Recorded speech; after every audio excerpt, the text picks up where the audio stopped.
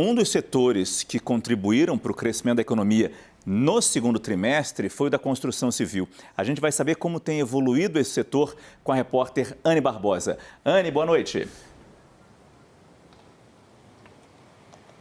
Oi, Márcio, muito boa noite para você, a todos do Arena e, claro, quem está acompanhando aqui a gente na CNN, a construção, que é uma atividade do setor industrial e que teve aí um dos melhores desempenhos, então, dentro desse grupo. Mas vamos aos números, né? Nesse segundo trimestre, o aumento, então, no setor foi de 2,7%. Mas é importante a gente trazer também outros comparativos, como no acumulado do primeiro semestre deste ano. De janeiro a junho de 2022, esse aumento já sobe para 9,5%. Esse número fica ainda maior se a gente compara, então, com o trimestre lá de 2021, o primeiro trimestre de 2021, e o aumento vai para 9,9%. Especialistas com quem a gente conversou já apontavam, então, na verdade, que esse resultado foi melhor do que o esperado e que outros índices já vinham indicando esse crescimento no setor da construção civil e que esse resultado pode ainda ajudar ainda mais as projeções aí para o PIB de 2022, que devem, né, e já vêm sendo reajustadas para cima. E um desses índices apontados, então, pelos especialistas que já mostravam esse aumento, crescimento na construção civil, é o acumulado, então, de atividades, pessoas ocupadas dentro do setor. De acordo com o CAGED, já divulgado, então, com os dados do primeiro semestre deste ano, entre janeiro e junho de 2022, o setor da construção civil chegou a criar 184 mil vagas formais. Estamos falando, então, de empregos, de pessoas com carteiras assinadas. E isso, o que representa? Representa aí quase 14%, então 13,8% de todas as vagas criadas no país nesse período. Estamos falando do primeiro semestre, então, de 2022. Mais cedo a gente conversou com o presidente da Câmara Brasileira da Indústria da Construção e ele, claro, estava comemorando esses números. Vamos ouvir o que ele disse.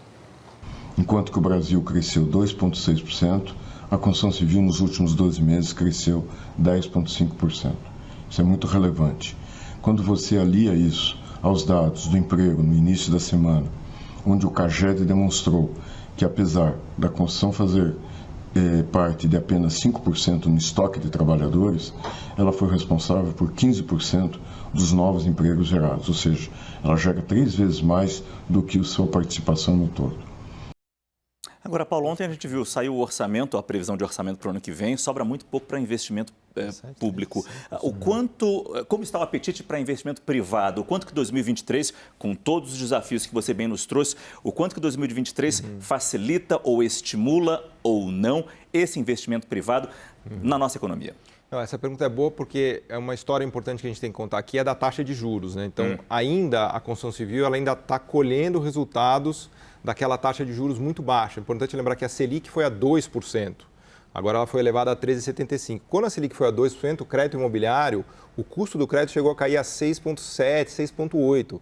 Foi a mínima histórica de custo de crédito imobiliário no Brasil. Então isso criou um boom na construção civil brasileira, né? A gente teve realmente, os últimos 2 anos foram talvez dos mais prósperos da construção da última década, né?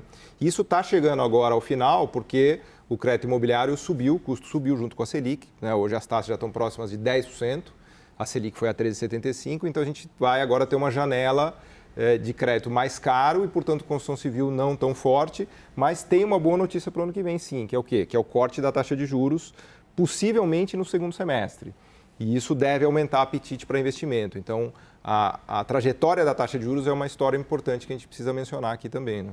Esse é Paulo Gala, economista-chefe do Banco Master. Agradeço muito sua presença aqui. Obrigado. Desculpa ficar no meio de Caio e Raquel, eles brigam tá demais ótimo. O tempo todo. Estou apartando aqui.